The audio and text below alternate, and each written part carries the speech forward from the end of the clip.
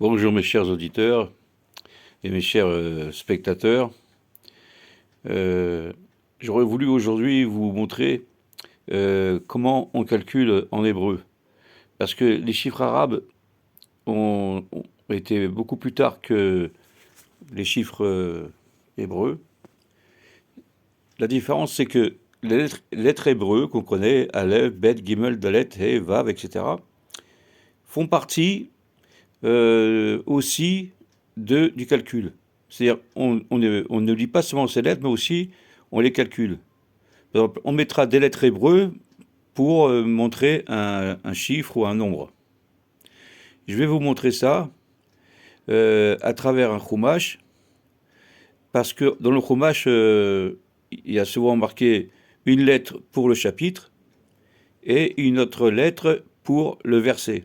C'est-à-dire, on peut communiquer. On peut dire à quelqu'un, par exemple le livre de Vaïkra, dans lequel on est actuellement, de dire aujourd'hui, je voudrais étudier le pasouk, le verset, par exemple Chet, dans le chapitre Chet, ou dans le chapitre Tet. Et tout de suite, on peut le localiser, quel que soit le chumash que vous avez. Je vais vous montrer ça, déjà de vous montrer la valeur des lettres.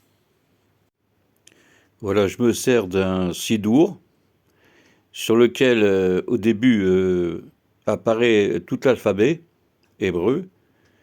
Vous voyez, le Aleph, le Bet, le Vet. Bon, on considère quand même que le Bet et le Vet, c'est le même. C'est pas la même prononciation, mais c'est la même lettre. Ainsi, par exemple, vous voyez la lettre Kaf, par exemple, deuxième ligne, Kaf, Chaf Sophite, c'est la même lettre aussi. Ce sont des lettres qui se prononcent pareil.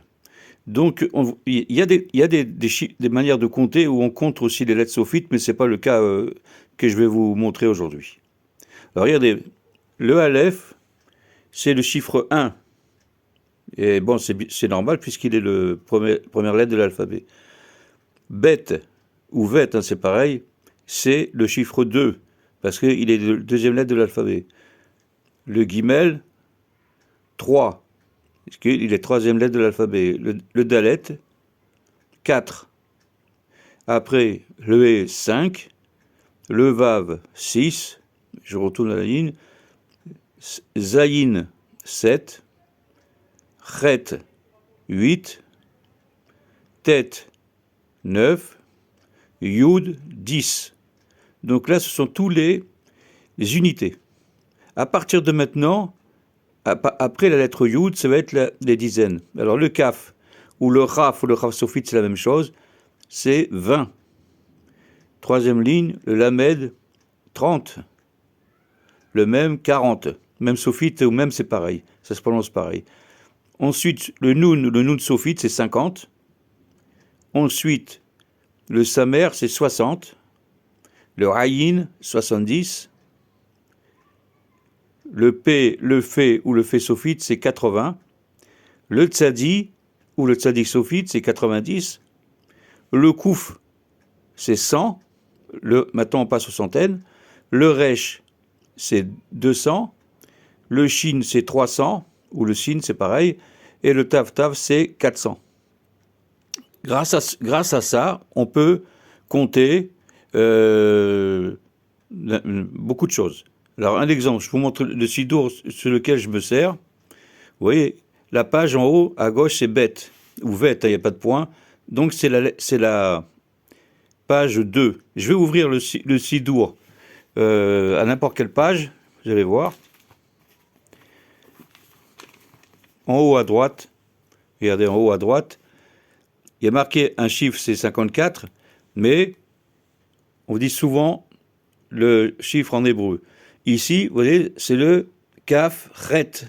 Je vous le montre précisément. Kaf Chet. Kaf, on a vu que c'était 20. Et Chet, c'est 8. Donc ça fait 28. Vous voyez la manière de compter en hébreu. Le zéro n'existe pas. C'était une invention des Arabes. Et Kaf Chet, c'est 28. Ainsi, vous pouvez commencer à savoir les pages. Si je vous dis par exemple la page Lamed tête, ce sera Lamed c'est 30, et Tet c'est 9, ça fait 39. Donc vous voyez, on peut compter en hébreu aussi. Et c'est souvent tous les livres anciens ou nouveaux, dans la Torah, ou la Gemara, ou le Zohar, ou tout ça, c'est des chiffres qui sont représentés par des lettres hébreues. Vous voyez, j'ai un livre du Zohar sous la main. Alors la page, vous voyez, la page, elle est, j'approche, c'est marqué Resh, Ayin, Aleph. Resh, c'est les centaines, on a vu, c'est 200. Ayin, c'est les dizaines, c'est 70. Et Aleph, c'est 1. Donc c'est la page 271. Et comme ça, vous pouvez voir beaucoup de livres, de chumash, ou qui sont figurés comme ça. Donc vous voyez, c'est très important de connaître en hébreu les lettres, le chiffre ou le nombre qui représente la lettre. Et aussi, on peut faire des gamatria. Tu sais que les gamatria, c'est très important. Le gamatria, c'est la valeur d'une lettre. Ici, on a vu que Resh, Ayin, Aleph, c'est 271. Mais il y a aussi, on peut compter le poids d'un mot. Par exemple, Chana. Chana, ça s'écrit Chet, Nun, He. C'est le nom d'une femme, et c'est dans l'histoire de la Torah, c'est la mère de Shmuel. Ben, Chana, c'est Chet, ça fait 8, Nun, ça fait 50, ça fait 58, plus 5, le He, ça fait 63. Donc vous voyez déjà que Chana, c'est 63. Vous allez me dire, mais à quoi ça sert? Vous allez voir que ça sert à beaucoup de choses. Voilà, je vous souhaite déjà de bien apprendre le poids des lettres, avec ce que je vous ai montré dans le Sidour, et à bientôt.